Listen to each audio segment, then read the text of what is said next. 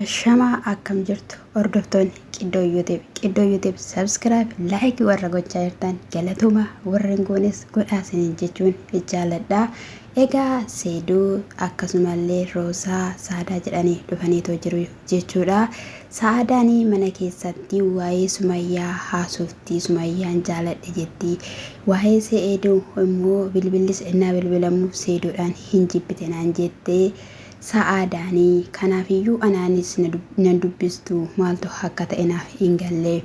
Yeroo darbe keessatti hordoftoonni koomentiidhaanii waan baay'ee jechaa turtanii Sumayyaanii qorichatti gootee birri mormaa sana hiddii jettaniitoo turtanii. Anis isaan shakkee mee maaltu ta'a laata? Nagaa gaafatti moo nagaa nan gaafattu? Isa biraanis immoo Sumayyaan jireenya kee keessaa baay'eeraa hin barbaadu homaa tokkoyyuu jettee.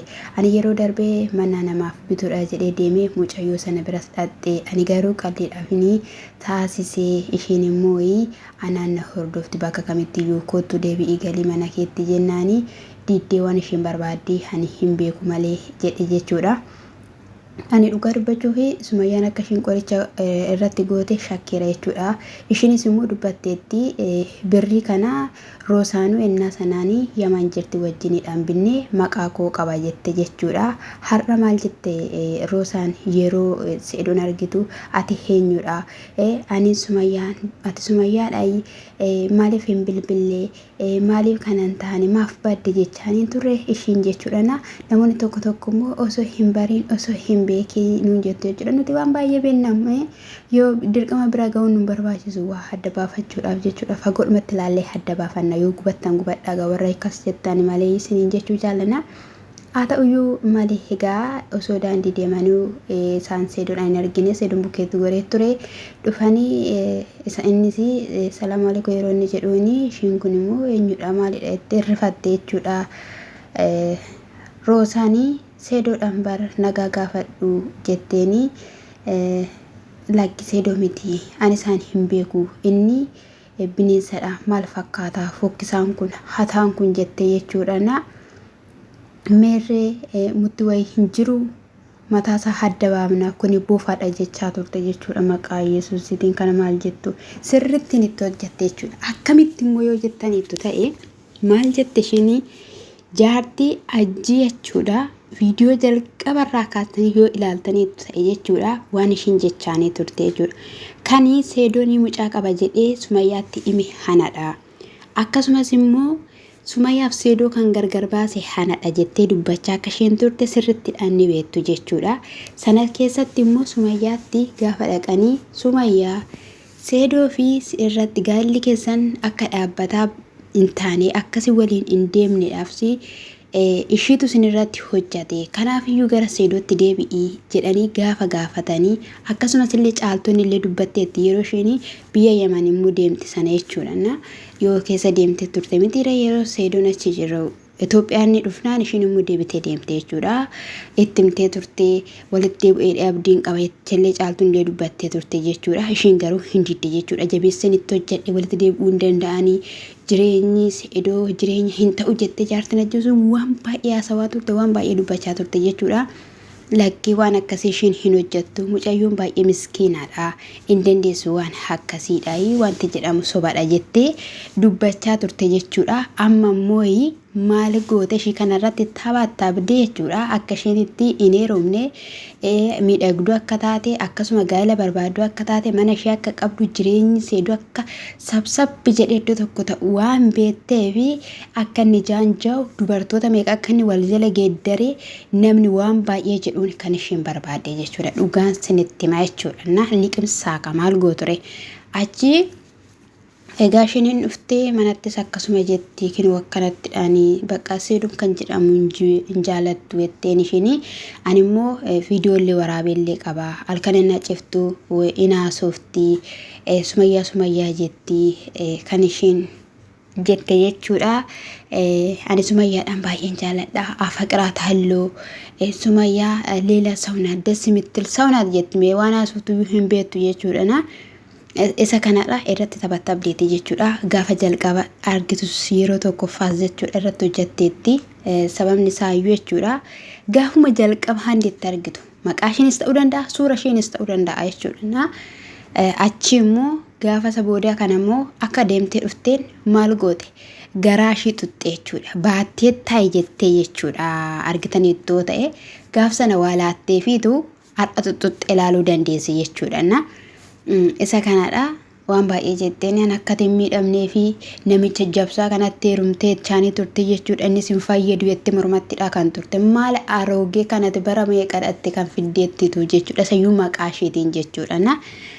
Isa kanadha sheeka bira si geessineenaan an sheekan hin barbaadu jechaa turte si dhukkuba fayyaan qabdu ennaan fayyaan qaba jettee sirraa baafna ennaan immoo akkamitti narraa baaftu birriin kun narraa ba'eera taanaanii ani addunyaa kanayyuu hin qabu anaaf dhumate jechuudha jechuudha. Isa kanadha saadaan illee birrii kanallee akka ishiin irraa kutteen yaadattu jechuudha. Viidiyoo sanarraa illee irraa dubbadheen ture kan ishee keessa seentaniyyuu argattu jechuudha. Irraa kuttee ishiin achi darbannaani barbaaddee argattee jechuudha. Eddeganaa kan ishiin ofitti deebiste jechuudha. Ammas immoo egaa furmaani tokko ni jiraata jennee ni yaanna jechuudha. Osoo hojii akkanaa hojjechuu baatte baay'ee bareedaadha jechuudha. Kootu deebi'ii galii waliin jiraanna jedhee diddee jechuudha. Amma furmaanni jiru tokko jechuudha. Wanti inni dhugumaan maalummaa Sumayyaa baruu danda'u Se'edoon jechuudha. Dhimma wanni isaan irratti jechuudha. Niikaa isaan irratti jechuudha. Ol bahee niikaa adda akka baanu barbaadamoo waliin akka jiraannu barbaada.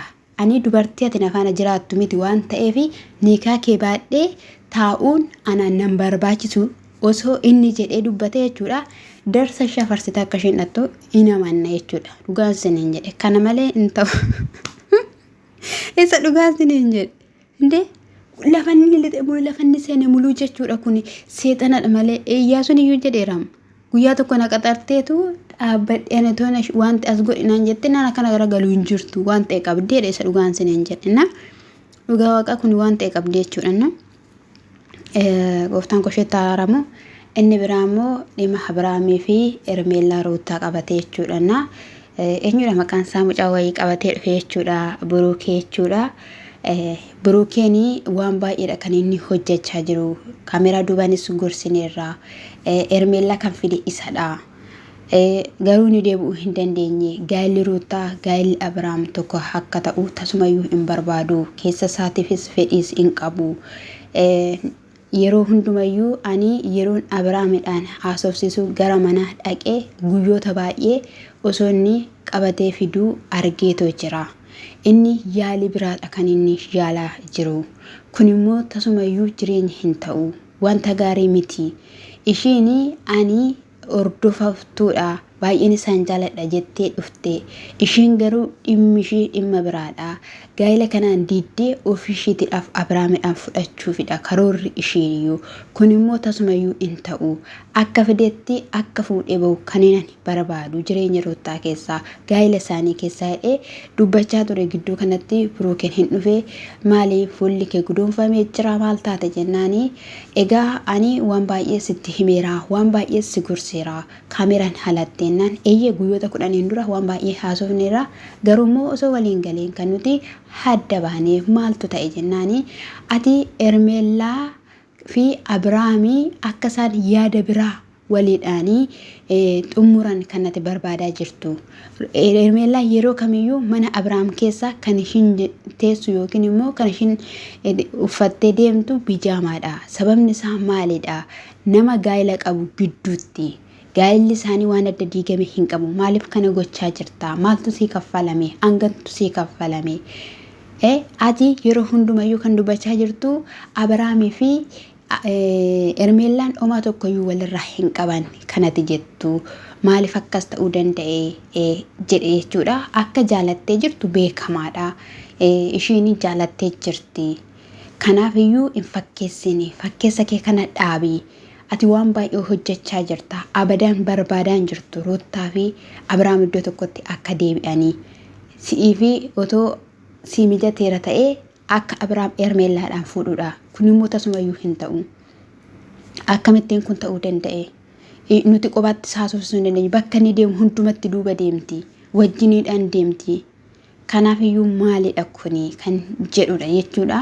Kan inni dubbachaa ture afaan keedhaa fi hidhata godhadhu waan haasoftu beeki sayyumoo kaameraa fuulduratti ani fatti walii galuu hin dandeenyu maal jechaadha kanatti jirtu bakka isa kanaan Abrahaamidhaan gaafachuu dandeessaa anaan miti kan gaafachuu dandeessu jedheen jechuudha eeyyee Abrahaamin gaafachuu nan danda'a garuu kan gottotee fidu siidha duras kan fide siidha situ isaan akka waliidhaan jiraatan barbaada kana qofa yoo son taane akka Ermeellaa fi Abrahaam waliin ciisan kanati barbaaddu maaliif ta'uu danda'e akka fiddetti maaliif hin deebifne Abeel asin jiru situ azira situ moo aalamin mijeessaa jira situ walitti sissaa jira Abrahaam gaafa gara qalbii isaatti deebi'ee ishiidhaan yaaduu ruuttaadhaan yaaduu barbaade akka inni tasgabbaa'ee ishii yaaduun barbaade ishii barbaaduu hin barbaanne kanatti gochaa jirtu inni kun immoo sirrii miti Ndeebitamoo ndeebitu yoo deebi'uu baatteetta ta'e wanta si hordofutu jira jedheen jechuudha inni kun dhugaa jirtudha jechuudha yeroo darbe gaafa faranjii fi iyyuun gaafatan illee jechuudha waa'ee Ermeellaa kana akka ka'uun barbaadu jechuudha amma dhugaan siniin jedhanii ani waan baay'een sodaachaa jira dhugaa ijoolleen baay'een ammallee jechuudha in argine malee jechuudha ani in ilaalle viidiyoo sana malee biiniin akka rukutamee jirudha jechuudha suura isaarratti argira YouTube faranjii irratti jechuudha ganaan ilaalasa jechuudha boru qabadhee isiniif hin dhufa garuu immoo waan baay'eetu jira namni waan baay'ee nama godha waan baay'ee hojjeta boru sedde ganaa gaalli kuni akka ammafamu kan isaan barbaadanii eessumni Ermeellaa waan ishiin haasoftu akkasumallee obboleetti kan jedhamtu waan ishiin haasoftu jaalateera Abrahaam Ermeellaadhaan Ermeellaan kan Abrahaamidha kan isaan jechaatoo jiran jechuudha akkasumallee amaana sunillee kan Ermeellaa fi kan Abrahaam jedhanii dubbachaa jijjiiru egaa ani dhugaan siniin jedhe kuni baay'ee haraara gaafachuu nama barbaachisa jechuudha inni kana irratti egaa ta'uu hin qabu Ermeellaani wanti nin gochaa jiru anis bareera Abeelis keessaa baheera Abrahaamidha kana sifachoonni ta'aa jiru jedheetoo jira jechuudha egaa kaleessa akkuma beekamu hin dhufne viidiyoodhaan jechuudha Ermeellaa fi Abrahaam jechuudha argitaniitti yoo ta'e Abrahaam gara jaarsummaa achi deemuudhaaf jiraadhaanii buttaa jira jechuudha garuu ishiin immoo galgala irratti mana Abrahaam fa'idhattee hin deemini eessayyuu hin deemtu deemnaa wajjin hin deemna buttaa jira kan maalii deemta jetteeni akkatti lolaa turtedha jechuudha baay'ee lolaa turanii sana booddee garuu boodarra Abrahaam akka sossobaa ture jechuudha wayni gooftaa ko sossobaa akka ture kan dubbatamaa jiru jechuudha ani haadha manaa koo boochise kan jedhudha jechuudha isa dhugaa dubbachuudhaaf Abrahaam hamma jechuudha hanga daa'ima sana argutti dhugaan siniin jedhe amma ruuttaan daa'ima kana deessuufitti malee waan baay'ee jijjiirama baay'eetu jira jechuudha dhugaan siniin jedhe manni nama baay'ee kan diigame dhalaan gaafa deebi'ee ijaaramu argineerra waan ta'eef jechuudha helmi dhiiraa immoo haadha caalayyuu yeroo inni itti dhalasaa jaalatu keessattuu immoo helma dhiiraa inni jaalatudha waan ta'eef dhiiraan jaaladha jedheetu jira waan ta'eef mana isaanii hin ijaaraa garuu ammayyuu lola guddaa qaba ani gidduu kanatti namni akka malee akka waan hin taanedha egaa tokko sammuun ishee zeeroodha waan taateef milixxee nama dha'uu dandeessi milixxee waan baay'ee nama gochuu dandeessi akka waaqayyo isaan eegu isaaniif isin kadhanna siniin jechuun jaaladha isa kanadha wanta uumuu walumaan ilaalla kan Abrahaamis ta'e kan Ruutiyyee akkasumallee kan obboloota keenya lammii keenya jaalatamoo Seedoo fi Roosaallee jechuudha isa kanadha jechuudha akka hojiin shi salphatu kan barbaannu mujrimoonni kun jechuudha achirraa itti dabarfatte natti fakkaateena biyya biyyatti kan darbituuf isa barbaaduuf natti fakkaate achirratti immoo maal jette sitti fakkaate ateessaa baate gondoritti deebi'i jettaanii turte gondoritti deebi'i gondor irraa dhufte jechaanii turte jechuudha na Roosaanii sodaa guddaa qabna siniin jedha eebbifamaa shaala'u